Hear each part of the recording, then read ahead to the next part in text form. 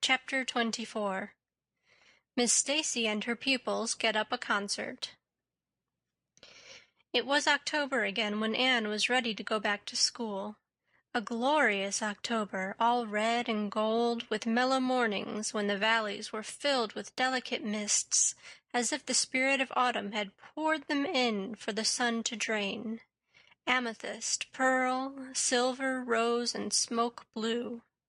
The dews were so heavy that the fields glistened like cloth of silver, and there were such heaps of rustling leaves in the hollows of many-stemmed woods to run crisply through. The birch path was a canopy of yellow, and the ferns were sere and brown all along it. There was a tang in the very air that inspired the hearts of small maidens tripping, unlike snails, swiftly and willingly to school, and it was jolly to be back again at the little brown desk beside Diana, with Ruby Gillis nodding across the aisle, and Carrie Sloane sending up notes and Julia Bell passing a chew of gum down from the back seat. Anne drew a long breath of happiness as she sharpened her pencil and arranged her picture cards in her desk. Life was certainly very interesting. In the new teacher she found another true and helpful friend. Miss Stacy was a bright, sympathetic young woman, with the happy gift of winning and holding the affections of her pupils, and bringing out the best that was in them mentally and morally. Anne expanded like a flower under this wholesome influence, and carried home to the admiring Matthew and the critical Marilla glowing accounts of school, work, and aims. "I love Miss Stacy with my whole heart, Marilla. She is so ladylike, and she has such a sweet voice. When she pronounces my name, I feel instinctively that she's spelling it with an E. We had recitations this afternoon. I just wish you could have been there to hear me recite Mary, Queen of Scots. I just put my whole soul into it. Ruby Gillis told me coming home that the way I said the line, 'Now for my father's arms,' she said, 'my woman's heart farewell,' just made her blood run cold." "Well, now, you might recite it for me some of these days out in the barn," suggested Matthew. "Of course I will," said Anne meditatively. "But I won't be able to do it so well, I know. It won't be so exciting as it is when you have a whole school full before you, hanging breathlessly on your words. I know I won't be able to make your blood run cold." "Mrs. Lynde says it made her blood run cold to see the boys climbing to the very tops of those big trees on Bell's Hill after crow's nests last Friday," said Marilla. "I wonder at Miss Stacy for encouraging it."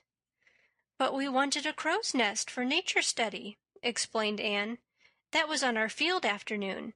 Field afternoons are splendid, Marilla, and Miss Stacy explains everything so beautifully. We have to write compositions on our field afternoons, and I write the best ones."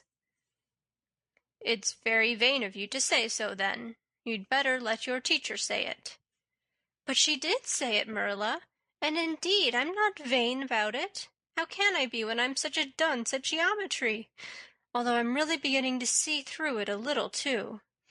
Miss Stacy makes it so clear. Still, I'll never be good at it, and I assure you it is a humbling reflection. But I love writing compositions.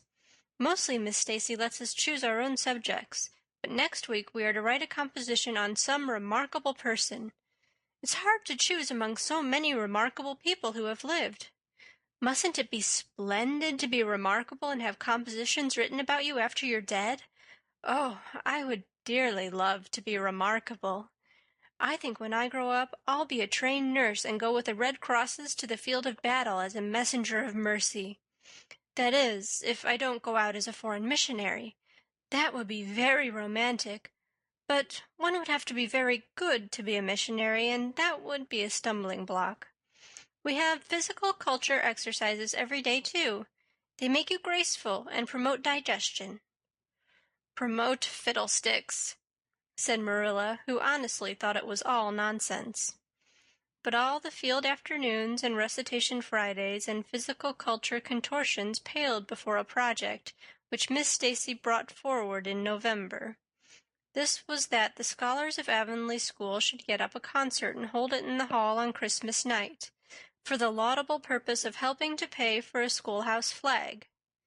The pupils, one and all, taking graciously to this plan, the preparations for a program were begun at once, and of all the excited performers-elect, none was so excited as Anne Shirley, who threw herself into the undertaking heart and soul, hampered as she was by Marilla's disapproval.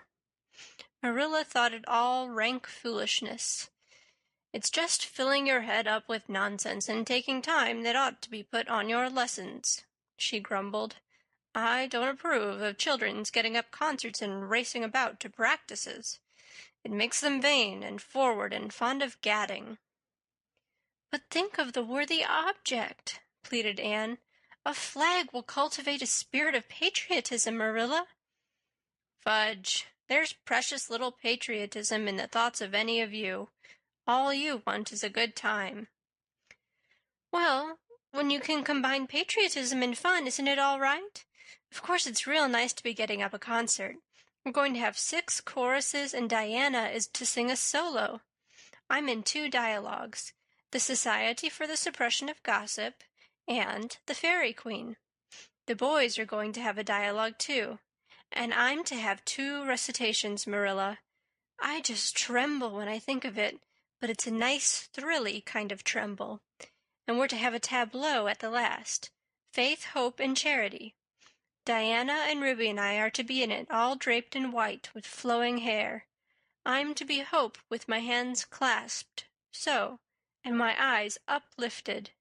I'm going to practice my recitations in the garret. Don't be alarmed if you hear me groaning. I have to groan heart-rendingly in one of them, and it's really hard to get up a good artistic groan, Marilla. Josie Pye is sulky because she didn't get the part she wanted in the dialogue. She wanted to be the Fairy Queen. That would have been ridiculous, for who ever heard of a Fairy Queen as fat as Josie? Fairy Queens must be slender. Jane Andrews is to be the Queen, and I am to be one of her maids of honor. Josie says she thinks a red-headed fairy is just as ridiculous as a fat one, but I do not let myself mind what Josie says. I'm to have a wreath of white roses on my hair, and Ruby Gillis is going to lend me her slippers, because I haven't any of my own. It's necessary for fairies to have slippers, you know. You couldn't imagine a fairy wearing boots, could you? Especially with copper toes? We're going to decorate the hall with creeping spruce and fir mottos with pink tissue paper roses in them, and we are all to march in 2 by 2 after the audience is seated, while Emma White plays a march on the organ. Oh, Marilla, I know you are not so enthusiastic about it as I am, but don't you hope your little Anne will distinguish herself? All I hope is that you'll behave yourself. I'll be heartily glad when all this fuss is over and you'll be able to settle down. You're simply good for nothing just now, with your head stuffed full of dialogues and groans and tableaus. As for your tongue, it's a marvel it's not clean worn out." Anne sighed and betook herself to the backyard, over which a young new moon was shining through the leafless poplar boughs from an apple-green western sky, and where Matthew was splitting wood. Anne perched herself on a block and talked the concert over with him, sure of an appreciative and sympathetic listener in this instance at least. "Well, now, I reckon it's going to be a pretty good concert, and I expect you'll do your part fine," he said, smiling down into the eager, vivacious little face.